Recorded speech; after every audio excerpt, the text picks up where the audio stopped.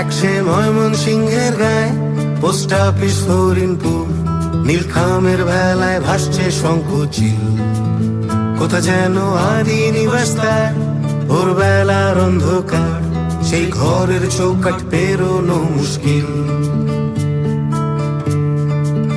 একটেরে নদীর ছিল নাম, আর সোনাই দিঘি গ্রাম, আজও দু চোখ বুঝলে শৈশব স্বপ্নবান।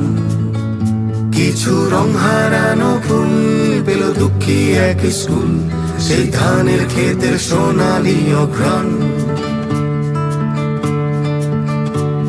ও নদী তোমার পিঠে জিরোই একটুখানি, ভাগ করে খাবো বাকর খানি।